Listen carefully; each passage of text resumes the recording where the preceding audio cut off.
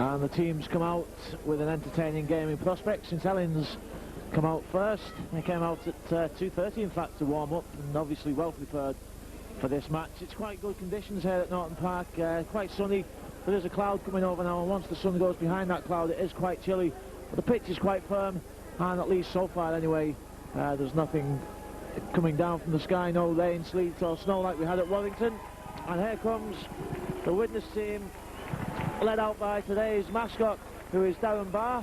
He's 9 years of age and attends Greenfield School, and Darren's ambition is to play rugby league for Widnes. Well, I'm sure that we all hope he makes that ambition, and he could be one of the stars of the future, getting his first taste of the action today at Norton Park.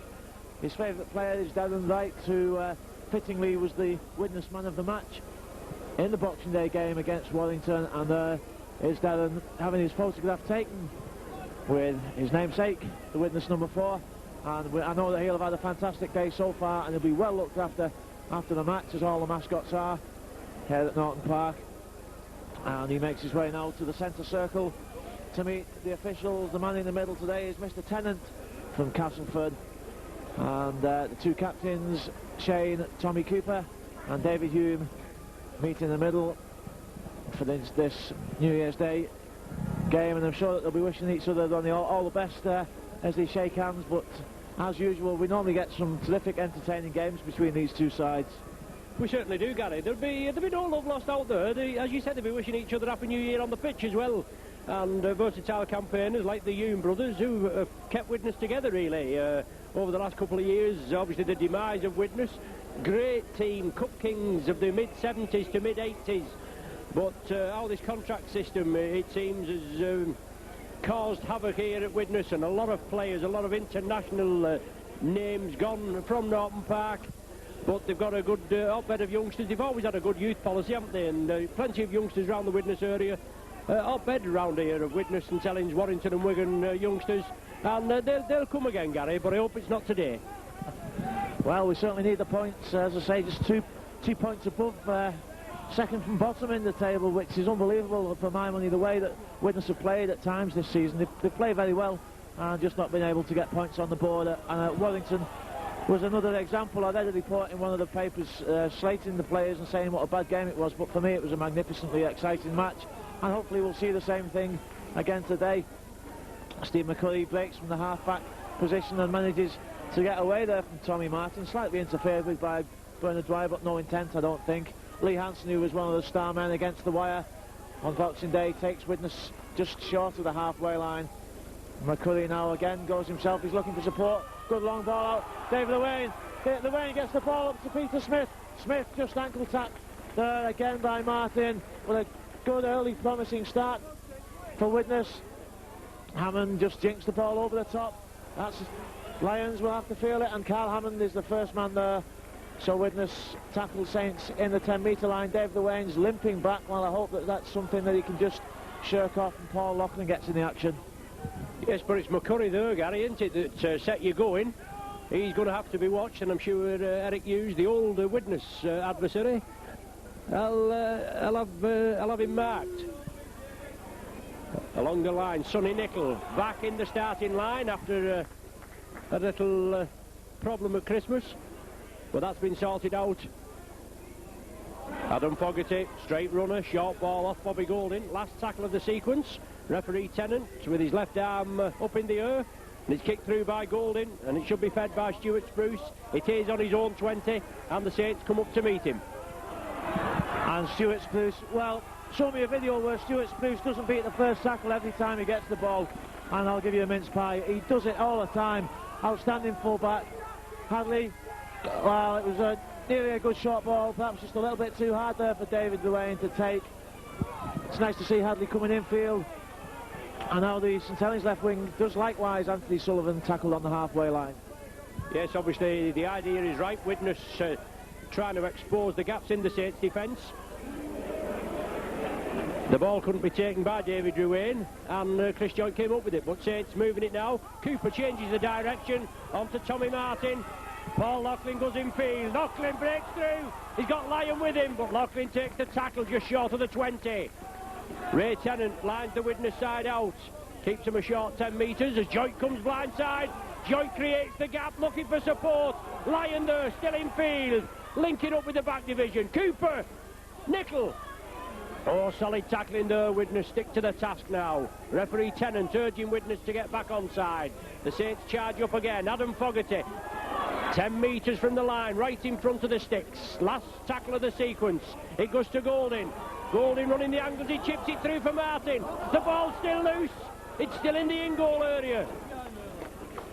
The other referee there, I think the ball, was it knocked forward? But anyway, Widnes have touched it down.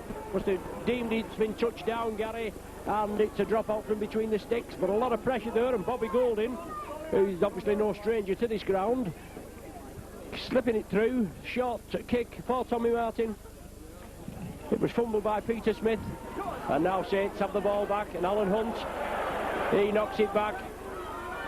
Played 33 minutes of 18 rugby on Friday. Then he was brought off, but then he had to be reintroduced when one of the Saints wingmen, he went down. Bateman, young Matt Bateman it was that was injured. But Saints have it now. Cooper beats the marker defence. John Neal, short ball to Bobby Golding, just inside the Widnes 20. Saints putting the pressure on. Early points obviously needed. Joint runs out wide again, looking for support on the inside. A big hole in the Widnes defence if there had been support by the Saints. Fogarty, he runs it hard, 10 metres short. Widnes forced to line up on their own line.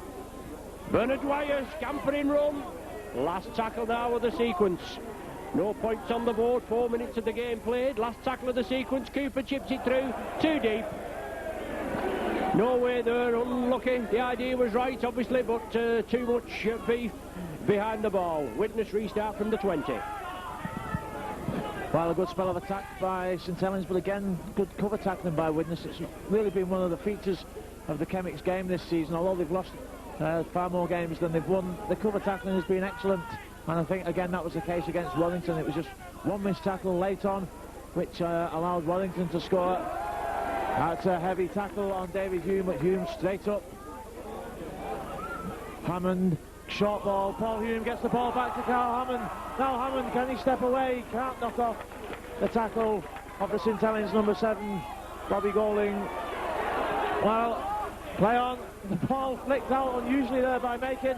Back inside, Hume. Widnes keeping the ball alive well. Down right, just can't get the ball out. Holding it there in one hand, and the final tackle for Widnes, but they've gone the full length of the pitch in this set of 6 tackles, and it looks promising. That is a tremendous kick there. It towers. It's not really got much distance on it, but well taken by David Lyon. Solid full-back, as we know here at Widnes. Another ex-Widnes player takes it well. Yes, he did. He took it well under pressure, and Sonny Nickel keeping up the impetus. One thing about these games, Gary, whether, as you said before, Widnes, I think they're in 12th position, aren't they, in the league? Saints are in 7th, but Saints do have about a 6 or 7 point gap between the next team. But you can never underestimate the result. Saints read it quickly. Joint, Laughlin. Sullivan's on his outside. Super tackle there by Dwayne. Came in well, met him well. Sullivan, infield. The ground beginning to cut up a bit centre field, but it's in the best condition I've seen it for quite a while here at Widnes. Unfortunately, we play, even though when we played New Year's Day as today, or even Easter, we've been bombarded with snow and hailstones and what have you. But Bobby Golding chips it through. Hadley on the far side, well, Spruce leads it, and Widnes back in possession. Hadley forced the field, and from here I can hear the Widnes bench shouting "get back" as some of the Widnes forwards almost sludge back. An excellent kick, punishing kick by Bobby Golding, and St Helens pulled up for offside. Chris Joint, I think, pointed out as the culprit. Mr Tennant decides it's time for the first penalty of the game, and it goes to Widnes. Carl Hammond will attempt to kick this one deep. Well, he's not sure. Well, he's kicking to the far side of the field, and it goes in 10 metres short of the halfway line. So Widnes with 6 tackles to mount an assault here on St Helens. A lively start to the game inside the opening 5 minutes, both sides with chances to break the line. Craig Macon, who's playing well at the moment, keeping Andy Ireland out of the side, and Dave Smith as well, both unable to gain a regular first team spot because of Makin's form. That's, well, almost a good long ball out. David Hume jumps up there and looks up to the heavens. It could have been a good ball, but in the end it was a bad ball. Yes, I suppose the idea was right, Gary. It was the long cut-out pass, but Alan Hunt came in. He was looking for the interception, and Hadley had come in a bit, I think, but it was too deep, went inside. First scrum, Saints feed. Well, I think it's first scrum. But Scott Gibbs coming in off the wing. Saints move it out quickly. Laughlin again. He has to take the tackle. There was nobody with him. Sullivan was on the outside, but wanted a man just short. David Lyon slotted in, but it was just a fraction too late. But good tackling again there. Caloto involved, along with one of the Hume brothers. But Golding running the angles, chips it through for Alan Hunt. Spruce is there, and Hunt coming, putting pressure on Spruce, and he's run dead. So it forces him to run dead. Well, that's a bad mistake, really, Gary, for a full-back of Spruce's calibre. Well, I thought Stuart Spruce might have been able to nip down Hunt, but he was close to the line when he picked the ball up, and it was an excellent chase by Hunt, a brilliant kick by Bobby Golding, and an excellent chase by Hunt, and Stuart Spruce under a bit of pressure, perhaps taking the safe option. Yes, maybe so. Saints build up. Nickel picks it up just inside the Widnes half. Excellent tackling on the far side, Darren Wright. A stalwart here, Wright, along with the Hume brothers, but Gibbs powers his way forward. Bernard Dwyer wants a quick play of the ball. Widnes trudge back wearily, and John Neal takes 3 men to bring him down. He's turning in the tackle, looking to release, but good clamp tackling that holds him. Cooper inside to Joint. He straightens up. Support there from Golding. On to Cooper again. Out to Tommy Martin. All right into the arms of the Widnes wingman. And Peter Smith, excellent stuff there. Well, he jinked about looking for the gap for the snake run for the line. I'm sure he must have fancied his chances. He's a very fast lad. He actually did well to hold the initial kick through, and was quick to the act. Found a couple of half gaps, but as I say, I'm sure he was looking for the straight one to the line there.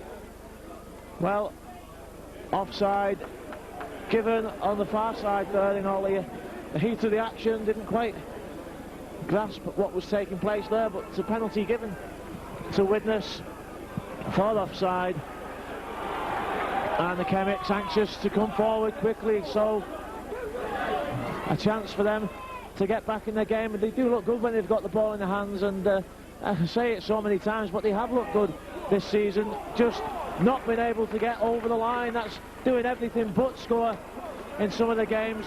Good short ball there. Darren Wright tackled short. Imosi Caloto's out here in the centre screaming for the ball. McCurry looks to power over. He's done it 4 or 5 times this season, but not on this occasion.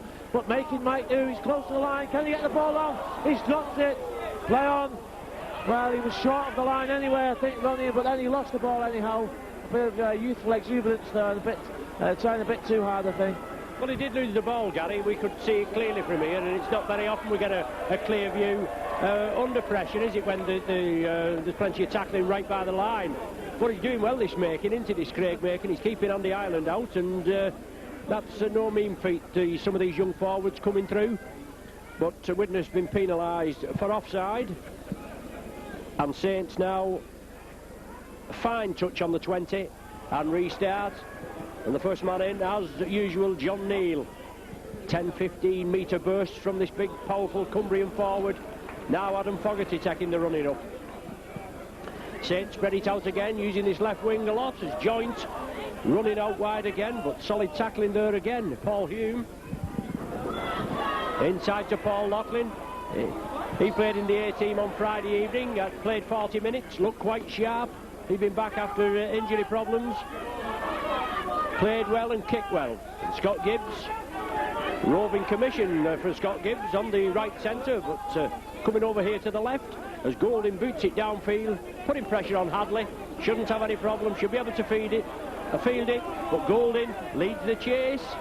Cooper brings him down.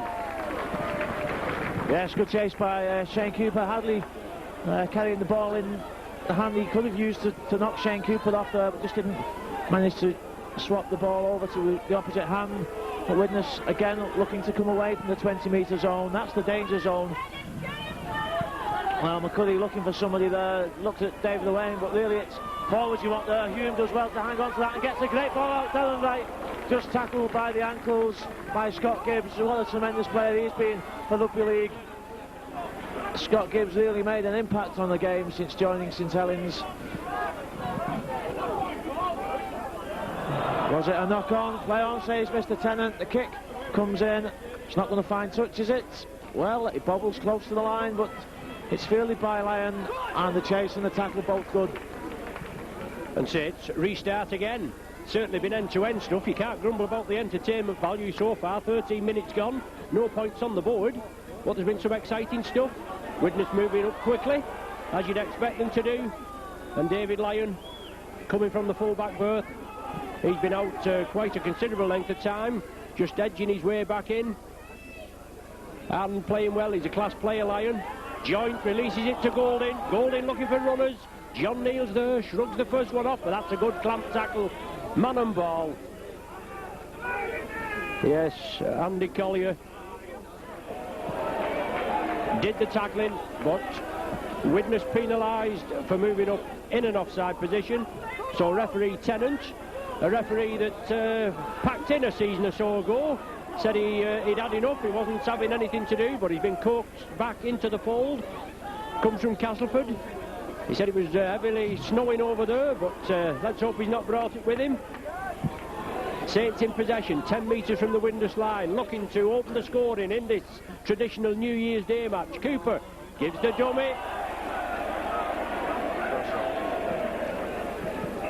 Obstruction is the indication there. Crossing indicated by referee Tennant. Just as Cooper gave the dummy, then he went behind the man, and Widnes have the penalty, Andy.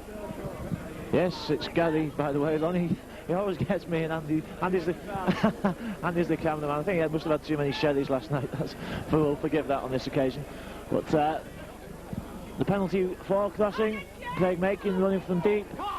But I don't know, at times Widnes looking a little bit sluggish. Although they're defending well and attacking well, just occasionally he seems to be lacking a little bit of spark, and David Hume drops the ball, falls on top of it. I noticed you won't have seen this, Lonnie, but in the local paper, in the Weekly News, I think it was talking about David Hume and Paul Hume, and it gave the ages of both of them as 28. I think they both are lie, actually, but I was not aware that the Humes were actually twin brothers until now. I think they're both actually 30, to be honest. But Beavers has just come on now for Scott Gibbs. He looked as though he took a knock midfield, but he mustn't have shrugged it off. Oh, unfortunately, Paul Loughlin couldn't take the ball cleanly when Saints had an overlap, but Peter Smith picked it up. Well, almost that nearly went straight into the hands of one of the Widnes players when Loughlin knocked on there, but Widnes come up in possession eventually anyway, and another chance to attack. Lee Hansen again goes the only way he knows, which is directly forward in a straight line. Never seen him go any other way except straight forward. Hume, good. Well, that was crossing. Stuart Spruce is going for the line, but it's all immaterial. Perhaps a slight lack of communication there. David Owain has gone through. Stuart Spruce came down the back of him. It would have been a good move, but Mr Tennant spotted the penalty, and a fair decision it was too. So St Helens back in possession, and well, the ball's changing hands like a hot potato at the moment. Yes, crossing there, a basic error just committed by Saints and committed by Widnes there. And Saints gained further yardage, and John Neal in the Widnes 20. Beavers on, as I said, for Scott Gibbs, a precautionary measure. He's just been out injured as Gibbs, back against Wigan. Whether it's a recurrence, but Nickel puts the welly down, drives, keeps going, this big Yorkshire-based forward. Well, he's St Helens now, but he's a Yorkshire originally from the Hunslick club. Joint trying to give the dummy, give the indication that he was going to move it out wide, but Saints bring it midfield. Golding, Cooper, Martin again tries to slip through, but solid tackling. Hume brothers there, they combine. I think it's Hume brothers anyway. Loughlin now, short scamper, last tackle of the sequence, 10 metres from the Widnes line. 17 minutes gone, no score. Golding chips it through, it touched a Widnes player. Is it all on? Widnes have the possession, the referee rules play on. Well, another awkward kick there from Bobby Golding, bouncing all over the place, and Golding nearly managed to dribble it under the post, but fortunately it just bobbled away and the Widnes player pounced on the ball. Devon Wright playing some of his best ever stuff at the moment for Widnes, and as Ronnie says, one of the stalwarts of the club. Loyalty and dedication in abundance. Timosi Koloto back in the game. It's good to see him doing so well at Widnes after almost being forced to retire from the game with that back and neck injury. The kick again deep fielded by David Lyons. Good chase by Widnes, and a lack of scoring chances at the moment, Ronnie, but plenty of penalties. Yes, certainly are plenty of penalties. Kicking at the play of the ball before the ball was on the ground, I think, is what referee Tennant's gave him that for. And nice to notice, Gary, that when I was on about Darren Wright being a stalwart, that you was listening to me. Obviously, it's more than I can say about my good lady. Unfortunately, at home, can't come today. Got struck down with the plague. That's my wife, Chris, but a speedy recovery. But inside ball to Loughlin. Superb tackle there by McCurry. And a little altercation here. Chris Joint and one of the Humes. Paul Hume, I think it is. Other members trying to separate the sides, but I think it's Chris Joint and Paul Hume, and they're still going at it, hammer and tongs. And Chris Joint, not one that usually gets involved in fracas. And unfortunately, Gary, I can't usually say that about the Hume brothers. They're usually involved in any action, but it's up to the officials to sort it out. It seemed as though the ball had gone, and then the flare-up. So we don't know. But referee Tennant there is just urging the players to go away. Major talks will take place. We'd followed the ball, haven't we, lads? So we'll have to see what happens. Yes, both players being called over to Mr. Tennant. Paul Hume complaining that I think that Chris Joint was holding him down on the floor and he couldn't get up. Paul Hume certainly likes to be involved in the action, but he wouldn't start throwing punches or getting involved without some reason, I don't think. And obviously, while the penalty goes to St Helens, Hume shakes his head, not happy with it, but the linesman, it was right in front of the linesman, Ronnie, and presumably he must have reasonable eyesight to have seen what was going on there. Well, referee Tennant's obviously given that Hume's gone in with a short punch. That was his indication. We didn't see anything, we'd followed the ball, so we bow to their superior knowledge on this occasion. And John Neal taking the game, the ball up, and I'm sure this will just perhaps with a little spark to ignite or warm the game up, Gary. Bobby Golding running the angles, long cut-out ball, Loughlin, well taken by Ruane, but a flopper there coming in over the top, and who is it? Only our friend Mr. Hume again. Sullivan, bad ball, but tidied up by Nicol, and Nicol powers again. The only trouble with being up here when you're at Widnes, or even at St Helens with Gary and Andy, you get double barracking. But John Neal, well, he loses the possession, he puts it back, and Koloto comes up with it, and Widnes spread it quickly, and they're all so dangerous.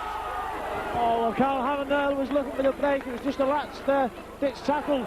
Well, what went on then? Mr. Tennant giving the penalty to Widnes.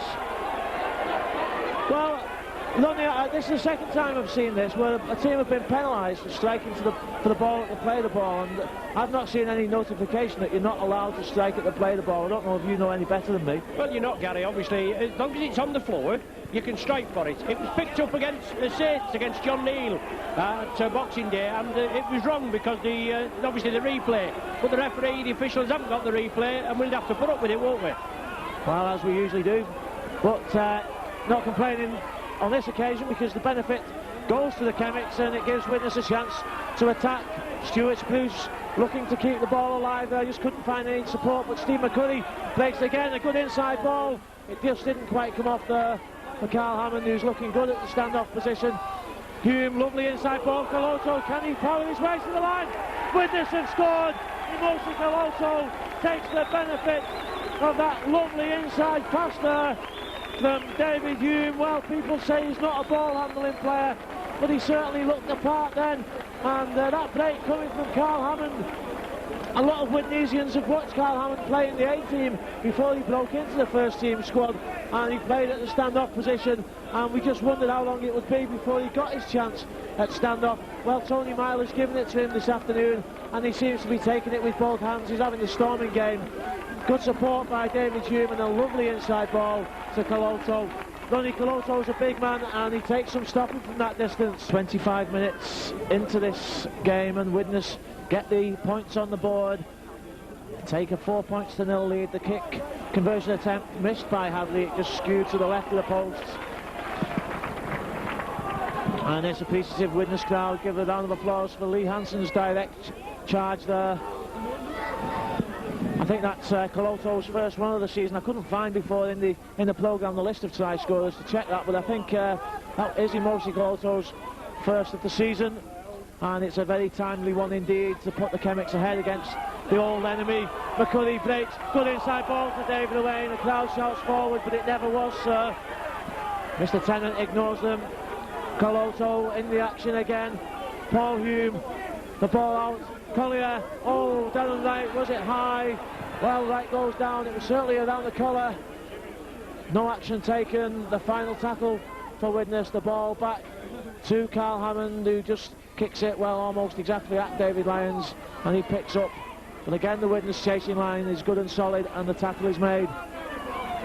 Yes, Widnes sticking to the task there. Saints have the ball in the hands now. They're backing up there just a little lax, and I'm sure Eric Hughes will have to get them fired up. And it's Eric Hughes' first anniversary. His first game was in charge at Knowsley Road against Widnes, his old club, last New Year's Day. A sunny Nickel, a marauding run from Nickel. Hits the straps hard, doesn't he? Wants a quick play of the ball. Referee Tennant allowing for the conditions, and Sonny Nickel there sparring up, and certainly the game warming up a little bit now there, Gary. Sonny Nickel, and I just can't make out who it is. Is it Making? Making there, just having a little disagreement, and Sonny Nickel's going to be spoken to. He's a fiery character, is Nickel. At the end of the day, it's the same as them all, Gary. They'll come in for a battering all day, but enough's enough. Widnes have the penalty this time. He's given it for a dive, hasn't he, had to play the ball, even though I don't think the punch actually connected, but diving at the play the ball. Well, I must say again, following the ball, but our cameraman here, Andy, who's close up on the action, says that that was a very good decision by Mr. Tennant, so it must have been. And the penalty again goes to Widnes, but as you say, it's certainly the heat in this game now. You can almost feel it warming up with spectators as well, because the sun's gone behind the cloud and it's very chilly here at Norton Park, but there's no chill down there on the pitch. Fiery tempers, 26 of them down there, all willing to have a go, and why not? That's part of the beauty of this game. They'll go out down there for 80 minutes and batter the living daylights out of each other, and then buy each other the pints in the bar. That's what rugby league's all about. It's good, clean fun. Coloto throws in one of his traditional festive dummies. It doesn't make any advantage for him on this occasion. McCurry, well, interfered with at the play the ball. I've seen Australian referees give penalties for that, where the play the ball has been touched by a man lying on the floor. On that occasion, no advantage gained anyway by either side, so the ball goes dead. A tap on the 20-metre line. My watch has stopped, so I'm not sure how long's left. About 12 minutes. Yes, 12 minutes I make it. Obviously that's one of your better Christmas presents, Gary, if it stopped. They didn't buy your batteries. But Bernard Dwyer bursting through. Shane Cooper was looming with him. Excellent tackle by Widnes. Saints have got to start again. Chris Joint taking it up centre field. Paul Hume, one of the tacklers, along with Coloto, and now it's Laughlin from dummy half. Valuable yardage, but heavy going in the centre of this Norton Park pitch. Well, there's another indication. Well, the referee's on about like pulling the jersey in the effort to get up. Didn't look anything in that at all. Sometimes the referees come in quickly, other times they let it go, and we can't win, Gary, whatever happens. But Saints have the penalty. The restart, 10 metres short of the 20. Good forward drive. Saints hoping to move it out again, trailing by 4 points to 0, and 29 minutes gone on the watch. Well, 29 minutes gone on my watch, Gary. I'm sorry about yours, but we'll keep you posted. Bernard Dwyer brings in Sonny Nickel on a powerful run. Oh, super tackle there by Caloto, met him head to head, and Caloto urging his side to come and give him a little bit more support there. Golding along the line, Martin, inside ball to Joint, trying to jig his way through. 5 or 6 metres short now, and Saints looking to register the first points. Dwyer goes on his own. Last one of the sequence. Looks though it's going to go to Bobby Golding, it is. Chips it through short. Well taken by Stuart Spruce. Shane Cooper loomed through there, but Spruce took it admirably. Well, another penalty to witness. I won't give the penalty away, even though it is Christmas, but certainly didn't look anything too wrong with that. Stuart Spruce would have hardly had time to get back to his feet anyway, but he did take the ball exceptionally well behind the line. But Bobby Golding, the master of these kicks, he can just do anything with the ball.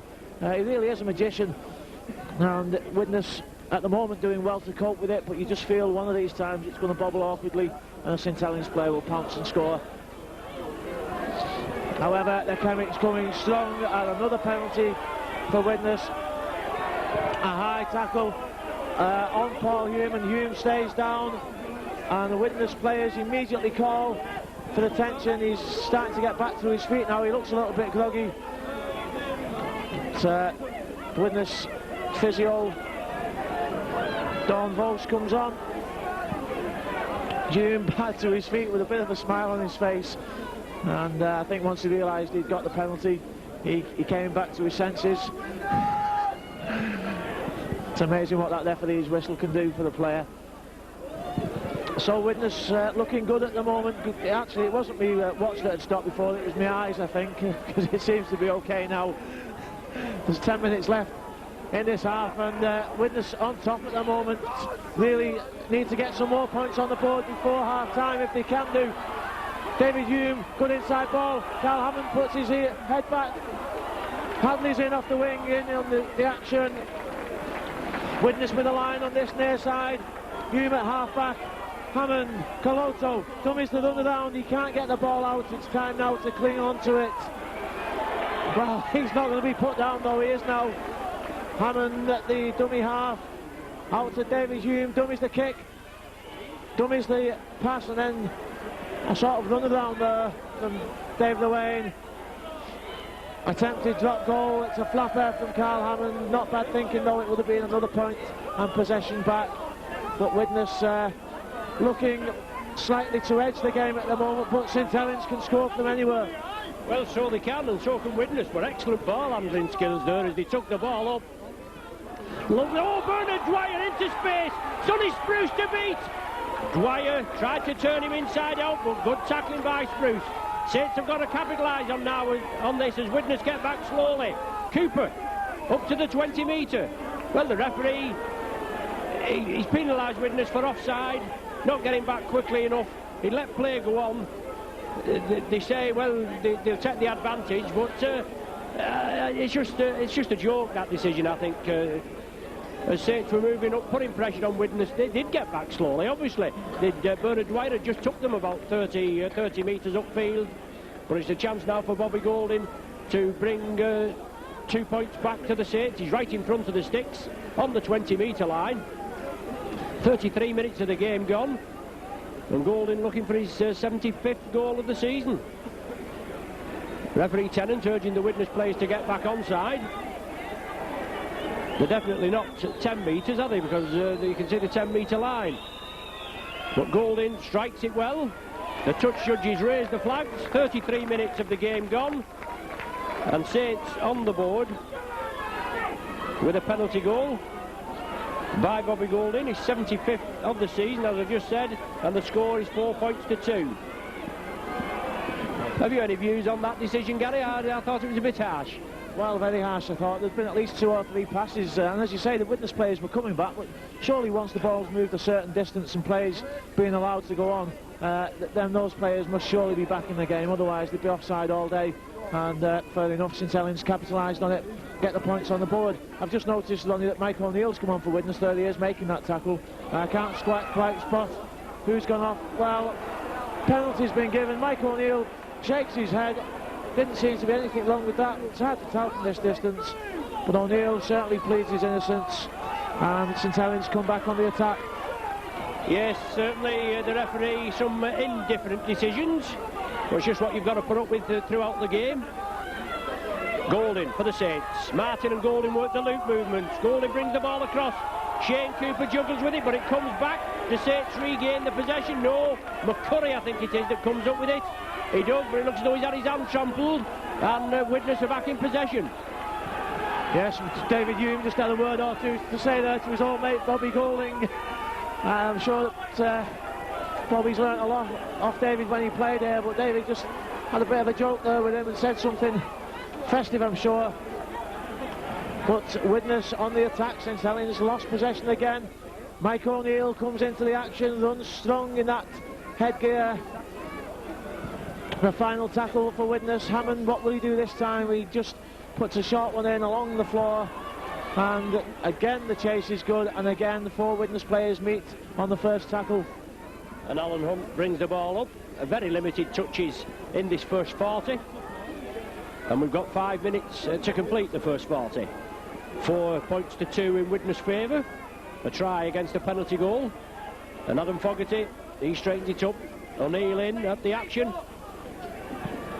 He's a veteran campaigner, as we can say, O'Neill, but gives his all. He's been around a few top clubs, hasn't he?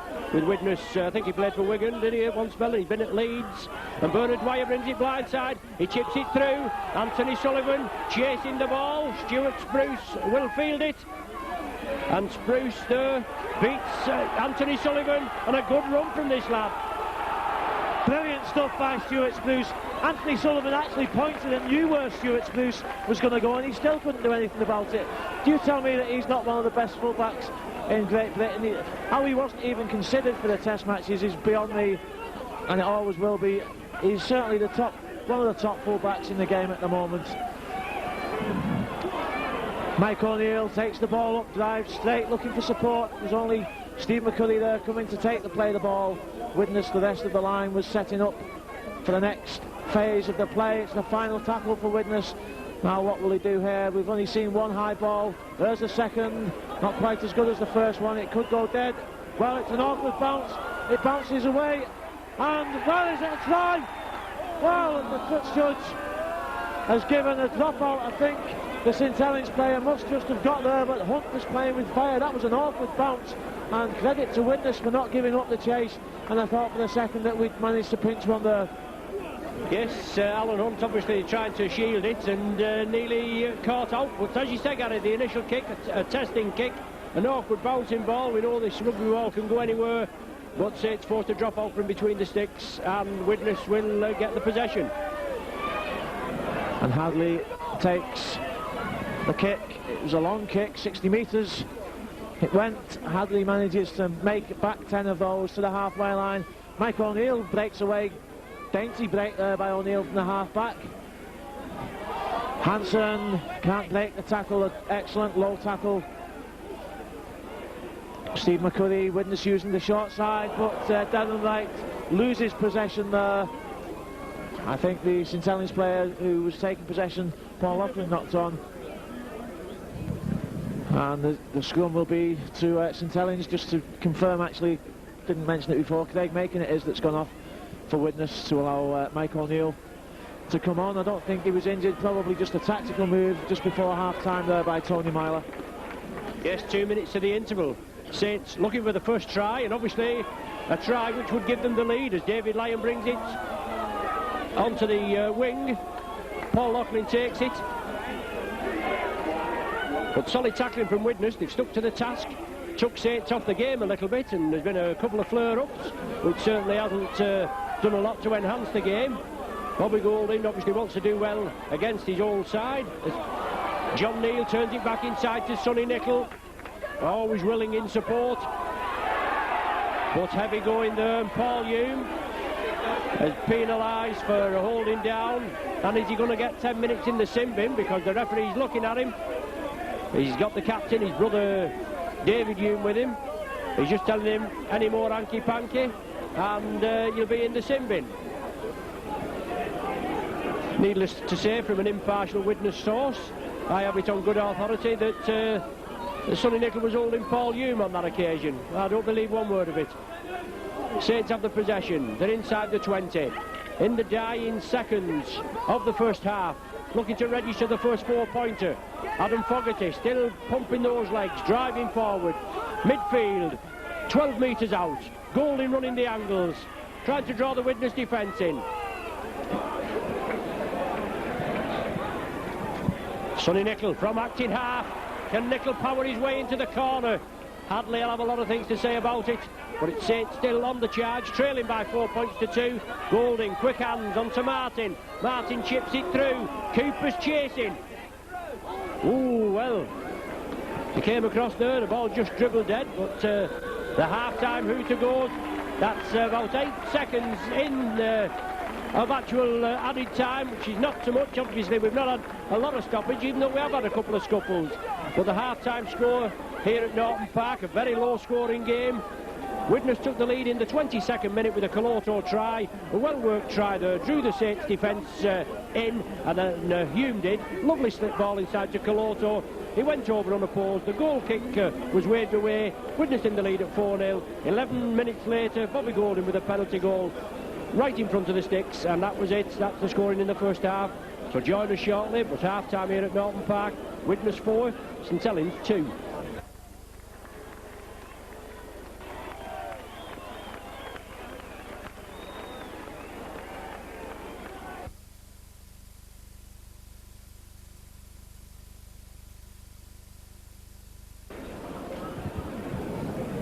Both teams back on the pitch and ready for action.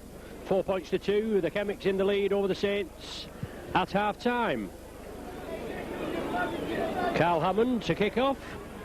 Saints will receive. And away we go. Obviously Tony Myler and Eric Hughes will have done the homework in the half-time chat. Know what's been the pitfalls, the downfalls, and hoping that both of the sides can do a little bit better in the second half. Sonny Nicol run strong all afternoon. Bernard Dwyer attacked in half. Saints moving it along the line as John Neal straightens it up. Solid tackling again. Mike O'Neill in there along with Hansen and Collier. But Dwyer looking quite sharp this afternoon in a benefit season at St Helens. Last tackle of the sequence as Bobby Golding gets the kick away.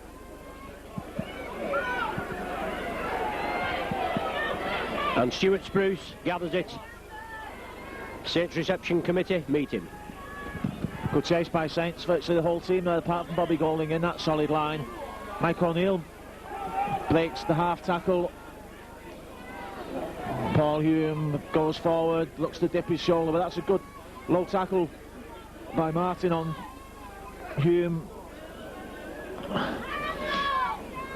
And it's difficult to know what the coaches can have said to the teams at half-time. Both teams trying to break the defence, and really it's the solid defence which has seen such a low score in this game, and I'm sure that the message has been just keep plugging away and keep tackling. St Helens with a chance to attack, and only 10 metres out from the Widnes line. Widnes didn't make too much ground, but they're a little bit disorganised there for the second run. Yes, they certainly was. I was just watching Anthony Sullivan, he perilously close to the touchline, and then loose pass infield from the acting half-back position. Saints have just got to regroup, regather, get the thoughts together as Bernard Dwyer looks for the half gap again. Collier and Coloto, I don't know, it's Hansen, I beg your pardon. They clatter him to the ground, and Tommy Martin there, on to Cooper. Loughlin coming cross field, strong run, but well taken down. Last one of the sequence. Bobby Golding there. Over to the left, overlap on the left for the Saints as Cooper runs out wide, chips it through again. Too much beef on it as Sullivan goes for the corner. The Widnes defence had been drawn in there, and an astute pass by Bobby Golding to Shane Cooper, I think it was, but too much beef on the kick. Widnes restart from the centre of the 20. Yes, it looked suspiciously like a forward pass that from this angle to me, but and again I'm a biased Widnes supporter. But anyway, Widnes survived due to the kick from Cooper going dead. Hansen can't break the tackle. Good tackling again in the early stages from both sides. Coloto nearly fumbled that one, gets a risky ball out. Dave Lewayne just manages to hang on to that one before he's tackled by Loughlin, and the final tackle for Widnes. Hammond puts a deep kick in, a better kick this time, and finds touch just short of the 20-metre line. So Widnes will look to contain St Helens, and really most of this game played between the two 20-metre lines this afternoon. Yes, it is, Gary, but perhaps another noticeable thing for as far as Tony Mile is concerned, Anthony Singleton on the bench. He's been keeping Widnes ticking. He's this Australian scrum half, and he's on the bench. Obviously been looking to see how the game goes, and if he introduced him later on, perhaps he'll just inject that little bit of pace into the Widnes side. But it's certainly not lacking at present. Saints have the ball from the scrum. Cooper again, going through the repertoire. Lovely ball to David Lyon. Lyon gets it away to Phil Beavers, draws the defence and gives it to Alan Hunt. Hunt looking for support. He gets it there from John Neal. Neal comes back again. Saints throwing the ball about, but not gaining much forward motion.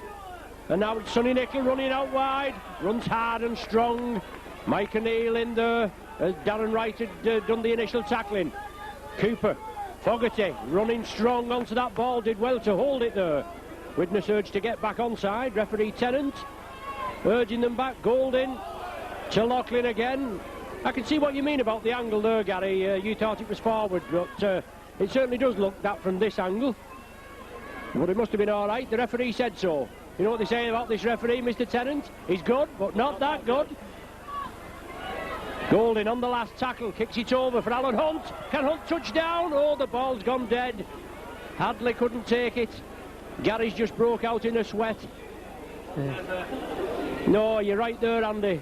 These teachers never break out in a sweat, do they? But Widnes restart from the 20. Mike O'Neill in possession. Having a great game this afternoon, Mike O'Neill. He's making good yardage for Widnes, and I'm sure that's why Tony Mile has put him on to give Craig Makin a break. One of the fittest fellas you'd ever wish to meet. He works out all the time. He goes running and jogging even when he's on holiday, I've been told. And he's having a great game this afternoon. Widnes playing with fire there just to keep that ball alive. It didn't come off. Collier fortunately managed to get the ball backwards. Coloto, good support, good running by Mosi Coloto there, in off Paul Hume, and Hume now urging the line to get deep. Hansen, quick hands. Hammond's looking for the inside man. Dummies, gets the ball back to McCurry. McCurry's got support. Darren Wright, can he go for the line? A crucial last-ditch tackle by Bobby Golding, who injured himself. Hansen gets the ball out. Widnes need a straight runner now. A little tip over the top. It's fielded, an excellent catch, and the left wing there, Anthony Sullivan does well to stay in field as well. But a great attack by Widnes, and the game now hotting up. Yes, they're not frightened of spreading the ball, Widnes, and they've caught the Saints cold on a few occasions. But an excellent take by Anthony Sullivan there, under a lot of pressure, as Hammond, I think it was, that chipped it through. And he took it well, did Anthony Sullivan. Pickavant's just come on now. The Saints substituting Bobby Golding onto Paul Loughlin, but solid tackling there again. Last one of the sequence. Saints run it. Tommy Martin chips it through. Martin scored 5 tries in the last 4 games, and he's looking to put pressure on Widnes. They pick it up, and the tacklers come in. Well, Stuart Spruce, you could see as soon as he went down there that he was injured. It was a good tackle, it was a good chase, but seems to catch a knee on the head, and well, Mr. Tennant insisting that the game continues. It was a good kick and chase by St Helens, put Widnes under pressure. That's a good break by Coloto from the half-back position. David Hume comes strong now. Stuart Spruce is still down, and this is a stretcher. Ronnie, I've seen this a couple of times again. I know we're criticising the officials, but you know, he didn't even stop the game there to see if Stuart Spruce could have swallowed his tongue or anything there, and he didn't even stop the game and have a look.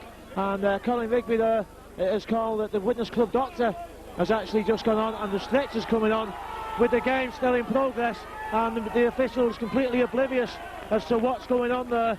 And for me, that's absolutely disgraceful. It is, Gary, I'll agree with you, that is a disgrace. He should have a look, but Singleton has come on. He's gone into the full-back position with 8 minutes of this second half gone. And boos and jeers all round the crowd, from the crowd I should say, trying to attract the referee's attention, and that's a poor display altogether. Well, the referee stopped it now as the man stretched it off. So poor display there from the official, we must say, Gary. He's held the clock up now while the man stretched it off, but he should have took action earlier on. Well, Ronnie, Anthony Singleton came on the pitch and went to full back for Widnes, and because Stuart Spruce was down being stretched off, and Mr Tennant didn't even know that he was on the pitch, so bad refereeing that. Last tackle of the sequence, Bobby Golding tried to run it, got his ankles tapped by McCurry, and it's the turnover. Saints penalised for offside. Bernard Dwyer and Shane Cooper. Cooper's the captain. Bernard Dwyer's been spoken to, and it looks as though Bobby Golding may have said something out of turn, and it's unlike Bobby, is it, to speak out of turn. Wish somebody'd give this cameraman a carrot. But Widnes with the penalty, fine touch, 8 metres inside the Saints' half. Yes, and Mr Tennant had a word with Bobby Golding there, but didn't penalise him, which seems to be consistent with his inconsistency this afternoon. And they're just going back to that Stuart Spruce incident. We could see it immediately from up here. Immediately Spruce was tackled. You could see that there was something wrong with him. Mr Tennant was stood right next to him and insisted that Peter Smith played the ball. However, the game goes on, and Hammond gets a good ball out to Singleton. In the action, we just mentioned him. Well, unfortunately, it's not the way we'd like to see him introduced into the game with an injury, but he is in and may be able to pull something out of the bag for Widnes as David Owain steps away from the first and second tackles. He's going for the line. He's got support. Singleton picks up the loose ball. Mike O'Neill, now what will he do? He drives forward for Widnes. Great break by David Owain. He looks very comfortable in the centres, as does Carl Hammond at standoff. Hammond, good short ball. Hume just can't hang on to it. Picked up by Picker Vance, and the Widnes attack comes to nothing. St Helens in possession, but the action really heating up here. It's only 4 points to 2. Anything could happen in the next half hour. Yes, what's that? Thunderbirds, was it? Something like that anyway. Shane Cooper now in possession, 12 metres from the halfway line. Certainly Widnes giving it to the Saints this afternoon. 4 points to 2, nothing in it, but considering Widnes have only won 4 games and drawn 1 this season, with wins against Salford, Halifax and Featherstone at home. They beat Sheffield away and they drew 12 apiece with Doncaster here. But Chris Joint breaks out blindside. Sullivan's with him. He gives it to Sullivan. The ball's back inside. Golding has it now. Saints looking for support. Pickermans out. John Neal. Loughlin linking up. Loughlin on a diagonal run for the corner. Over the top to Alan Hunt. Hunt dives for the corner. Well, the try's given. The try's given, and was we in your way there, Andy? But obviously we was wondering whether it was in the cameraman's way. But Alan Hunt, he went low for the corner. Even Andy, our impartial cameraman, Widnes through and through, reckons it was a try. But super work by the Saints. Chris Joint started it on the main stand side here at Widnes. He exposed the Widnes defence, took it out, gave it to Sullivan. Sullivan's way was barred, he fed it back inside, then it went to Golding, then it went to John Neal, Paul Loughlin involved there, and then a lovely diagonal run by Paul Loughlin onto Alan Hunt, and he squares in at the corner. in the 11th minute of the second half, and puts Saints in the lead now. Alan Hunt's 16th try of the season, and I make it, he's on joint with Anthony Sullivan, who has 16. They keep putting in the programme and what have you that Sullivan's only got 15, but they haven't got him down for one scored at Salford that I have anyway, so I don't know whether it's me that's wrong or the statisticians are wrong. But Golding, it looks a decent kick. Oh, that's a superb effort. Superb effort by Golding. From, as you can see there, only a midge in from the touchline. And on the 20-metre line, he pops it over and Saints in the lead at 8 points to 4. Looked very close there, Gary, but our cameraman assures us it was a try. Well, I would have said it wasn't a try, but obviously he's got the close-up. If it was a try, then it was an absolutely brilliant try, because it looked every inch of the way that Alan Hunt was going to get bundled into touch there. And if it was a try, fair enough, and he took it very well. A brilliant kick by Bobby Golding from the touchline, and St Helens take the lead. You know, how many times have I said this season? I'm getting fed up saying it, but Widnes are doing all the hard work, being on top for parts of the game, looking as if they could win the game, and then at the end of the day they end up with nothing for all the efforts except criticisms, mainly off people who've never seen them play this season. But it could go that way again, hopefully not. St Helens got the scrum because the ball went straight into touch, and it's them in possession again. Yes, and Nickel leads the charge. Dwyer attacked in half.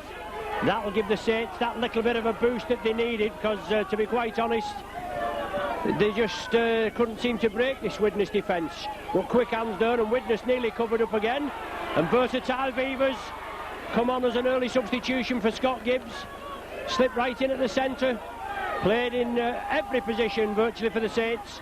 Gold into Pickavance. Scott Gibbs, let's hope his injury is not too severe. But another signing by the Saints, Andy Northey, who made his debut in the A-team for the Saints on Friday evening. He's waiting in the wings. Golding kicks it through. Singleton. He's there, but Hunt holds him, and Martin comes in and tries to haul Singleton over his own line, but he stood well. He stood up to the task well. Referee Tennant's reaching for his pocket. Somebody's going visiting the sin bin for 10 minutes. Well, Tommy Martin, it looks as though he's got 10 minutes in the sin bin, and do you know what that's for, Gary? Because I don't. I think he's sent him in the sin bin for having the number 6 on his back, or being called Tommy or something. I think he signalled not standing square at the play of the ball.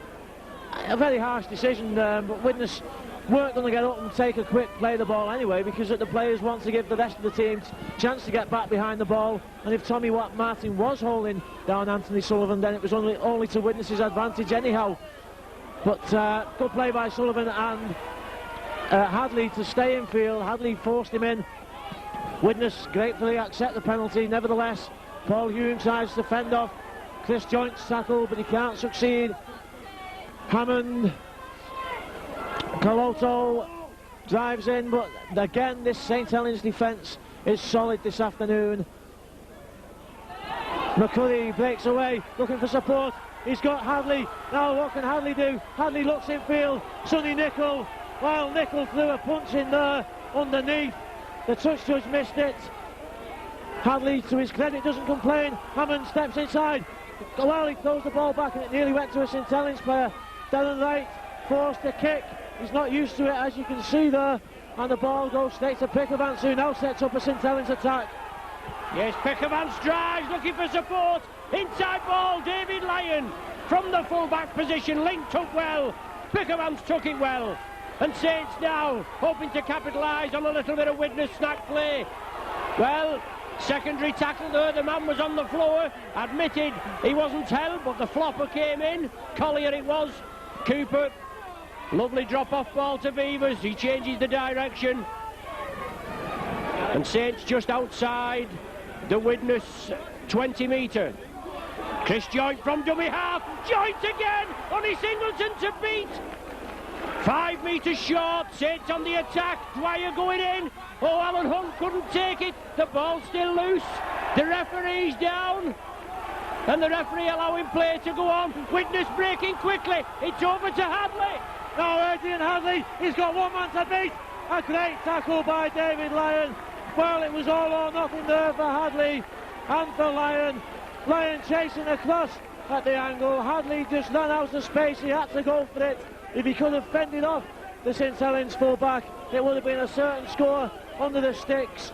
But all to his credit, David Lyon, a very fast player for the full-back especially, and Hadley couldn't fend him off. Good play by Carl Hammond before that to set up the attack, but the ball back to St Helens. Yes, classic full-back play there from David Lyon.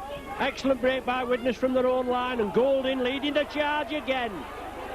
Super tackling, Caloto, no Hansen, I beg your pardon. Similarly built players these, both from the same part of the world. But Chris Joint again, strong running. David Hume going in there, lending his extra poundage as Cooper straightens it up. Support from Dwyer, looking to create the gap. Dwyer to Nickel. Nickel for the line. Can he touch down? He's inches short. Sates now looking for another score. In the lead, 8 points to 4. Last tackle of the sequence. Chipped through by Golding. Widnes Singleton taking in his own in-goal area, but he breaks through again. Well, excellent play. So Widnes survived that thanks to Anthony Singleton fielding the ball behind the line and making his way back in field. But time ebbing away, 20 minutes gone in this second half. 4 points to 8. And it's the final tackle for Widnes. Hammond again, kicks deep. Fielded by Sullivan on the far wing. And again the Widnes chase is good, but St Helens certainly have stepped up again since scoring that try, Donny. Yes, and we had to do it as well, don't we? And there's still nothing in it. It's only 4 points separating the sides, 8 points to 4, and anything could happen. Fogarty there, I think Fogarty's back on. That I think it was Fogarty that was replaced before. And John Neal has been replaced. Golding drawing the defence in. Well, that certainly looked to hint like obstruction, and it was. The referee has pulled the Saints up for a crossing movement just when Golding looked as though he was going to capitalise on an overlap for the Saints. Yes, it was just, I think, probably actually didn't cross, but certainly shepherding. And Widnes get the penalty. Mike O'Neill's having some sleepments off the ball, and so is, I think it's Carl Hammond, or it's Andy Collier actually. His boot seemed to be all over the place before, and I think he's just having his boot sorted out. But Widnes coming on the attack. Mike O'Neill again looking to make yardage for the Chemics to set up this play for the next phase of the attack. Now, can the Chemics score? Well, not this time. Steve McCurry just caught the ball between his legs and then fumbled it forwards, and it's not the best place to keep the ball on a day like this. Yes, we'd like to rephrase that, Gary, but well, we know what you meant anyway, I'd love. But Saints will have head and ball. Yes, I know, Gary now, he's just gone into a fit of laughter there as we've exposed one of his errors, if you pardon the expression. But Saints have the possession, in the lead 8 points to 4, but in their own 20. David Lyon looking to break out. Solid tackling again, and an unusual error there from Steve McCurry. Beavers brings it blindside, inside to Alan Hunt. Hunt broke through the first line of defence, quickly taken down, and Saints rebuild again. Dwyer on a great run, full back to beat, Golding inside, Golding for the line, long ball. Well, the ball's taken back. Is it the wingman, young Smith, that has it? But Golding wanted a long cut-out ball, but it went straight to Smith. Widnes now have the possession just inside their own half. Well, Bobby, they're hoping for the percentages. He just flung a long ball out, knowing that St Helens, as they always do, would be in support, but it went over the heads of two Saints players, and then Peter Smith was so surprised he couldn't catch it first time. Otherwise, I think he may have turned around and scored himself. It's the best pass he's had all season. Hammond now, Widnes coming on the attack. Hume things, Paul Hume inside the ball, goes backwards. It's knocked on. Well, he's going to give the second knock on. The first one adjudged to have gone forward off Widnes, so it just didn't come off there. It bounced from David Hume off Paul Hume's barrel-like chest, and Sonny Nicol couldn't capitalise on the situation, but it's certainly end-to-end stuff at the moment. It is, Gary, and both of these sides break so quickly from defence into attack. It's been very exciting, even though it's a low-scoring game, just as it was on Boxing Day for you against Warrington. The game only decided late on. Loughlin running hard and strong. But both of these defences being tested. Chris Joint, centre field. As I was saying before, Saints have signed in the last couple of weeks Andy Northey from Waterloo Rugby Union Club. His dad, Keith Northey, played for the Saints in the early 60s. He made his debut on Friday evening against York. Saints had an excellent 54-7 win, and Northey scored 2 tries. His second was a pearler, an absolute peach. They have an outrageous dummy, then a couple of handoffs, and scored in the corner. Excellent effort.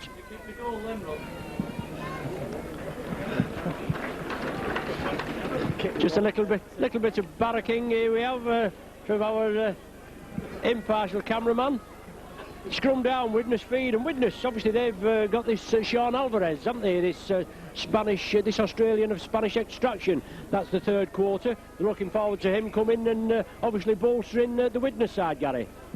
Yes, he had been watched by Wigan and Salford amongst other clubs, Warrington I think as well perhaps, but Widnes managed to snap him up, and by all accounts he's a good player from the Eastern Suburbs club in Australia. I think he played his local league out there. He counts on the quota because he's lived there for so long, but as you say, Spanish extraction. Well, David Hume takes a big one in the kisser there off Sonny Nicol, and the touch judge comes on immediately. A high tackle by Nicol. Oh, well, Ian Pickavance was it, I beg your pardon. Well, we'll have to see. Hume was struggling on the floor. The touch judge obviously saw what happened because he came on immediately, and it's Pickavance that's called out to him. Sonny Nicol goes over as well. Widnes will get the penalty. 15 minutes left in this game. And Tommy Martin, Simbin is over, so St Helens back to 13 men. With all due respect to Tommy Martin, he seems to have played better when he was off. Bobby Golding certainly stepped his game up in the absence of Martin, and when Bobby Golding's on form, the whole team is on form. Usually he can be the difference between winning and losing, as we know only too well at Widnes. Hansen can't break the tackles. 3 St Helens players in on the tackle. David Hume dummies inside, eventually gives it to Paul Hume into Pickavance and Nicol. Mike O'Neill was coming for that, but eventually it goes out to Darren Wright. A low tackle by Vivers on him. McCurry breaks from half-back. He's not made too much yardage from the half-back this afternoon. St Helens have policed him well there because that is one of his strong points of his game. Now it's going to be a kick. Sure, I thought Darren Wright was going to have to do it again. Well, it's a chip over the top. It's going to force St Helens to play it. Is it? It bounces off the corner flag. That's touching goal. So it's a tap on the 20. Only just though. And a neat little chip there, Carl Hammond. He's looked very comfortable at standoff, Ronnie, for my money. Widnes have, with all due respect to David Owain, who I think is more comfortable in the centre, Widnes have been searching for the standoff who can make the gaps and a bit of pace as well. And Carl Hammond perhaps seems to fit that bill. Yes, I know you were surprised, obviously, with those 2 players being picked into those positions, and they've usually played, obviously, as you say, Ruane at standoff and Hammond in the centre. And quite a lot of talk round St Helens about young Steve Prescott, who's been playing at full-back, how they'd like to see him in the standoff berth, because he's got blistering pace. Tommy Martin's doing a good job, but you've always got to have players that can fill in, and certainly a change of position sometimes does the world of good. Look at Gary Connolly, the ex-Saint, full-back at St Helens, a position I didn't like him in, and then he went to centre, and he's blossomed international, and obviously he's now with the old pie eaters, isn't he? But Coloto there, tackling Bernard Dwyer, gets up rather gingerly. Last one of the sequence, Golding chips it through. Tommy Martin chips it on. Alan Hunt. Go Hunt, just went for the ball. Did Hadley get his fingers to it? Yes, he must have done. Hadley must have got his fingers to it. Lovely, astute chip kick through there as Tommy Martin hacked it on, and Alan Hunt just missed out. Widnes forced to drop out from between the sticks with 12 minutes of the game remaining. So obviously the next score could be crucial, depending obviously on who scores it. But Cooper, he runs it up. Goes over to the left. Anthony Sullivan was with him, but Cooper takes the tackle. Inside there, Saints running it hard. Pick advance inside the Widnes 20. 8-4 the score. Dwyer again. Oh, inside ball. That's it. That's a good score. Adam Fogarty, I think he's the try scorer. Fogarty there doesn't get on the sheet very often, but that's his 4th this season. So he's not done bad for a prop. Strong running there, just as I was saying that the next score could be crucial. Obviously Bernard Dwyer had read my script. And another 6 points for the Saints as Bobby Golding will not make any mistake from right in front of the sticks. Bit of disappointment there, Gary, especially after, you know, obviously competing. Saints scored in the second half with that Hunt try, but nearly scores over there just minutes earlier, and then from the resulting play, Saints drive it up and Fogarty coming through. Yes, and once again the players and the coaching staff, not to mention the spectators, will be bitterly disappointed. You know, Widnes must be wondering what they've got to do to earn some points this season, because time after time they're staying in with the game, even dominating at times, and then just falling behind in the last half of the game, the last quarter of the game in fact. But that was an excellent slide. Bernard Dwyer, well, he's been doing what St Helens have successfully prevented Steve McCulley from doing. He's been breaking away from the half-back position and making good yardage, throwing dummies in left, right and centre, and that time it capitalised. There was good support, and really you've got to feel now that the game is beyond Widnes. 10 minutes left and 10 points behind. Yes, a very timely try. Well, they're all timely, aren't they, if they put you in the lead or extend your lead. But as Gary said there, Widnes just not doing too well. But when your side's been decimated by hordes of players leaving, this is the you've just got to try and build up for the future, haven't you? Get people involved in your club. A once great club, Widnes, and no doubt, as I said earlier, they'll come again. But Bernard Dwyer, he's done the business this afternoon, Gary. In all fairness to Bernard Dwyer, in the last 2 or 3 games he's played, I don't think he's played as well as we know he can play. But he's back to square one this afternoon. That's deflected off a Widnes player, so it's all on. Joint kicks it through. They're lining up there, and Bobby Golding. Has Golding touched it down, or has Tommy Martin touched it down? But it's a try for the Saints, whoever's touched it down. Well, Andy reckons it's one of them, we know that. Does he give it out? Tommy Martin is the one credited with the try, and that's Tommy Martin's 6th try in the last 5 games. And are the floodgates going to open here for St Helens? 31 minutes of the second half. Lovely chip kick through there. Tommy Martin and Bobby Golding going for the ball, and Tommy Martin won the chase. That's what it said on the scoreboard anyway, Tommy Martin. But Golding, I'll tag the extras, pardon. Well, we'll see what's on the Sky Sports tonight on the review, see if we can get a better view of that. But it's another 6 points to the Saints. They open a gap now of 20 points to 4. So in 2 tries in the space of 3 minutes. Slack play by Widnes, Gary, and Saints look as though they stepped up another gear. Do you think Widnes are tiring? Well, possibly tiring. I mean, they've lost Stuart Spruce, and you can't blame anybody for that, though. The kick through on the last tackle, a speculative kick, and it just bounced off a Widnes player, and the St Helens players, 3 of them were there chasing. Widnes were going in the wrong direction, and you know, people will look at this scoreline, even if it stays like it is, and the papers will say 20 points to 4, St Helens dominated the game, blah blah blah, but it doesn't reflect the true course of the game, I don't feel. No, I'll agree with you there. Certainly Widnes have competed well and deserve more than they've got. Dwyer again, short ball, Joint. Nickel was with him, Joint had to take the tackle. Saints hitting the straps hard now.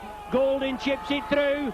Hadley has pressure put on him. Golding just holds him, and Widnes back in possession. Darren Wright coming on a blindside run, but Beavers has him. Hadley at half-back, and Anthony Sullivan looking to get into the game. He won't be content, Anthony Singleton I should say, won't be content to stand back there and watch Widnes be beaten. Neither will David Hume, who breaks a gap. Hume, he's looking for support, he's got support. Smith, good support again. David Owain, this time they ran out of support, but there is what Widnes are capable of doing. Hume, Smith and Owain combining. Now the long ball out, Singleton misses out a man. Darren Wright steps in field, and just the ankle tap of Phil Beavers brings him down. There's a gap to the right of the play there. It's the final tackle for Widnes though. Hammond dummies, lovely short ball to McCully. McCully's looking for support, gets the ball out. Coloto, Smith chips through and chases, but the kick's too hard. But Widnes at least won't lie down and take this defeat without attempting to fight back. Still a few minutes left in the game, at least to make the scoreline perhaps look a bit more respectable, but not that time. As you say, Andy, it must be, beg your pardon, as you said, Gary, it must be so frustrating when you can see what Widnes can do. They're throwing some lovely ball together. Good support play in that, but just failing at the final hurdle. But Saints have the possession. Dwyer to Cooper. He's led his charges. Saints captain Shane Cooper tried to make them fire, but it was 28 minutes into the second half when that try of Fogarty and then that deflection as Chris Joint chased it through. It was hacked on. The kick by Bobby Golding on the last tackle, that was, and there's Golding with another speculator putting pressure on Singleton. Took it well again, and he breaks the cover defence yet again, and he's still going. Well, I'll tell you what, this boy's an Aussie, but he's got Widnes stamped on his heart for my money, because he gives 120% every single time. And there he's emulating Stuart Spruce. He's not a full-back for Widnes, but he's certainly looks the part this afternoon. Ducked out of the first tackle, steps away from one, and he just wants to score. It's as simple as that, from anywhere. So Widnes still coming forward, 5 minutes left. Can they do something here? Hammond just couldn't get the ball out there as he threw that familiar dummy and the little sidestep. David Owain looking for support. Not this time though, it was cut off. I'm not sure who the St Helens player was that had moved up there to cut off. It may have been Fogarty cutting off the pass. Hammond, now it's his turn to put a high ball in.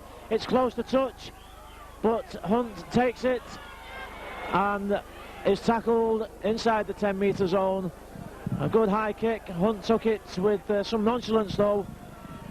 St Helens now will just play out this set of 6 no doubt and kick Widnes down, and that will virtually be that. Yes, I think the game's definitely beyond you now, Gary, at 20 points to 4. Pickavance plays it to himself, drives upfield. The ball's kicked through, so that should be another set of 6. Well, the referee's given a knock on. How can he give a knock on there? The ball was kicked through by Widnes. Touched the Saints player on the legs, bounced forward. Bernard Dwyer touched him on the legs, bounced it forward. A wrong decision there by the referee. He wasn't even looking, Gary. I don't know how you can accuse Mr Tennant of making bad decisions this afternoon, Ronnie. I've got to agree with you there. It seems to bounce off the shin of the St Helens player, and well, I suppose that's life. Great ball though. David Owain steps away. He's got support off Darren Wright, right out to Peter Smith. Smith steps in field, but again the cover tackling is good enough. But this is just showing an example of what Widnes can do. Perhaps just need a little bit of luck. Oh, David Hume caught off the ball there. He's been poleaxed. Well, that was a harsh sending off, I think. David Hume might not think so. Sonny Nickel took the dummy and tackled David Hume. And it looks like he threw a punch there as he was sent off. Bobby Golding's telling him to get off and stay out of the way, I think sensibly for his own good. I'd like to see that again. It all happened so fast that it's difficult to say exactly what happened. He may have been sent off for the high tackle anyway, even if David Hume had got the ball. But Sonny Nicol took the dummy, Donny, and that's what dummies are intended to make you do. That's right, he did take the dummy. He tackled the man who he thought had the ball. Whether the tackle was high, it didn't look all that high. He just came in for the man, and we know Nicol tackles hard, but referee Tennant, in an indifferent display, Gary, sent him off. Well, Widnes still looking to break that line, still looking to make the score more respectable. Doing everything that they know how, and Hadley's going for the line. Can he get the ball on? Yes, he does. Well, if only Widnes had started throwing the ball about like this 10 minutes ago, we could have had a completely different story here at Norton Park. As it is, they've left it too late. If only that bounce hadn't gone off a Widnes player, if only it's been the story of Widnes' season so far this year.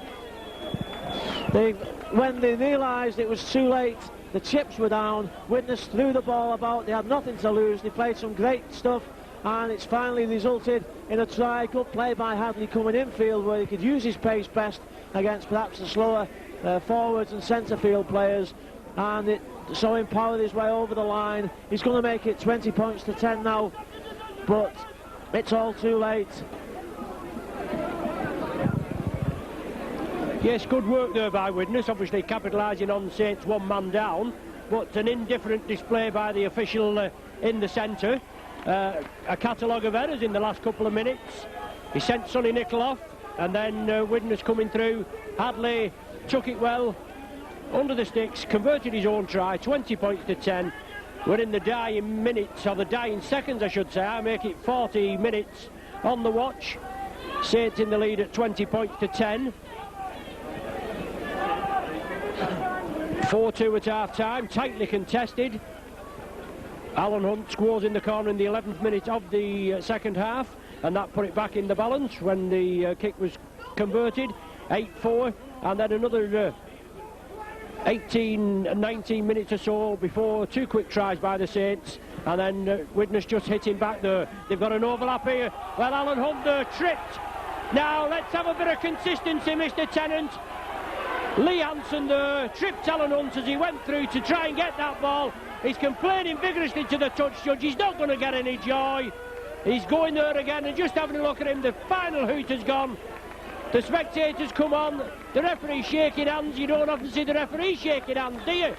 But I think he's a lot to answer for this afternoon. Bitter defeat, Gary, especially tightly contested first half. You put the Saints under a lot of pressure. You scored the try. As I say, it was only 4-2.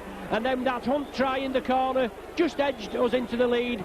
Two quick tries in succession by Fogarty, and we think Tommy Martin, either Tommy Martin or Bobby Golding, and that gave the Saints the cushion that they needed.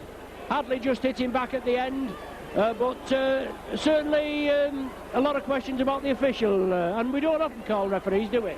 Well, I think to be fair, last week where Colin Morris had the best game I've ever seen a referee had against Widnes against Wellington, he was absolutely outstanding, and so to be fair, we do say good things about them when they deserve it, but Mr. Tennant there looked about the most relieved person to get off the pitch. He blew his whistle almost before the hoots had finished sounding.